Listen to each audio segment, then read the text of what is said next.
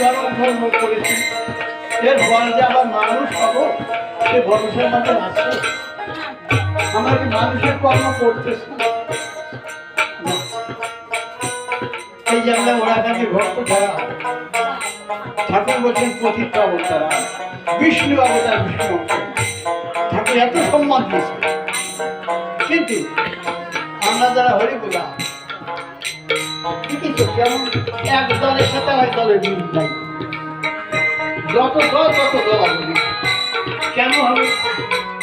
আমরা তো এক দল, হরিচাল সবাই পিতা, আমরা এক পিতার সব কর্তা। আমাদের ভাইয়ে ভাই মিল নাই কেন? এইখানে আমার বড় দুঃখ, বড় ব্যথা, খুব ব্যথা। কেন মিল নেই? আর এই যে ওই মশাই বলে গেল যে আমরা গুরুচাঁদ ঠাকুর বড়রার সাথে দেখা করার জন্যে তৎকালীন 500 টাকা দিয়ে এই কলকাতা থেকে পোশাক কিনে নিয়েছেন। কেন? উপরের মানুষ বড়লাট, তার সম্মান রাখতে হবে না। আমি যদি ছেলে কাপড় খুলে যাই তাহলে অসুস্থ অশিক্ষিত এদের তারা কোনো কাজ হবে না। বুঝেছে? ভবিষ্যতের ভাবনা ভেবে গুরুচাঁদের কাজ করেছিল। বুঝতে হবে 500 টাকা, 500 টাকাতে কত বিঘে জমি আছে সেই সময়? 16টা বিঘে জমি। কত টাকার জন্য 500 টাকার জমিতে সেই পোশাক কিনে ঘর গাছে গেছে। সবাই বললো পুরাকানি ছোট গাছ, অসুস্থতা। বড়রা গুরুচাঁদ ঠাকুরকে বসতে দেখো যে ওনারা যে আসন দিয়েছে তার চেয়ে ভালো আসন দিয়েছে। আর ভক্তরা টাকা দিয়ে দিয়ে ওনার সেবা দিচ্ছে, ওনারা 1 পয়সা দিতে সেবা দিচ্ছে। এই মানুষকে ছোট জাত বলে? আমি বড়রা আমারই 1 পয়সা দিয়ে কেউ সেবা দেন না, আর ভক্তরা টাকা দিয়ে সেবা দিয়ে টাকা রাজি। এটা সাধারণ মানুষ নয়। সেই শিক্ষা দিল যে ভালো পোশাক যুগ উপযোগী, স্থানকাল মাত্র অনুযায়ী পোশাক পরিধান করো। আপনি আসলে ধর্মজীবকে শেখায়, তিনি শিক্ষা দিয়ে গেল এতটা। এই একটা গামছা হয়ে আর গিয়ে দিয়ে ওই অসভ্য অভদ্রের মধ্যে চলে আসে। লাভ দিলে কি ভক্তর পাওয়া যায়? তা কি কইছেন? এই জন্য আমি যেখানে চলন করি না আমাকে ভুল বুঝবেন না। সত্যি আমরা কাজ করি না। এই সভ্য সমাজে এই মনুষ্য সমাজে মিশতেছি, একবার চিন্তা করি না কেন? তুমি এই যে কালী পুজোর লক্ষ্মী বড় বড় হুজুর দাও, প্যান্ডেল দাও, বাড়িতে ভালো ভালো খোলা খাওয়া করি না কেন? সেই আমাকে সবচেয়ে বড় অনুষ্ঠান হচ্ছে ঠাকুরের পূজা হচ্ছে।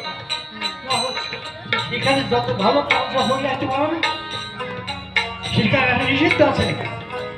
ওখানে ভালো খবর ফরিদা তোমার আশীর্বাদ করে কিনা? কেউ আশীর্বাদ করবে?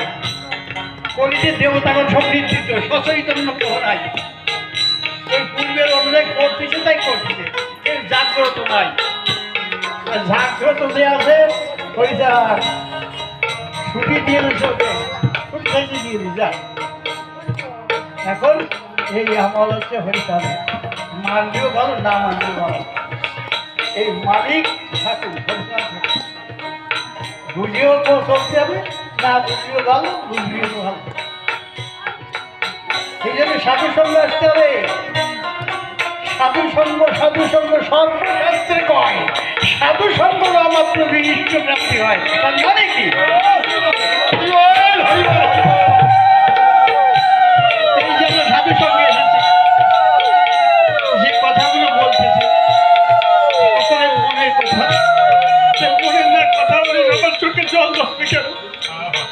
যে কথা আমি বলতে পারি সেই কথাটা এইটি বলে দিচ্ছে।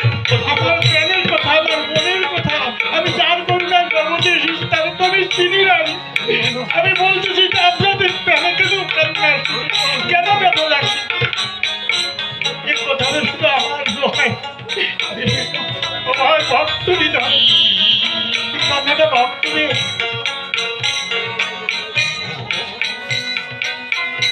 সেই জন্য সাধু সংগ্রাম, সাধু হৃদয় সহজ সরল হৃদয় খোলা। সাধুদের কৃপণতা নাই, যে কৃপণতা করে সে সাধু না। সাধুর ঐশ্বর্য শুধু পরহিত করে, তারা সাধু হবে পরে হিত করে যাবে, পরে কখনো অনিষ্ট তারাই সাধু। এই হরিতাদের ভক্ত যারা অতীত পাবন, তারা বিষ্ণু অবতার, বিষ্ণু অংশ সবাই।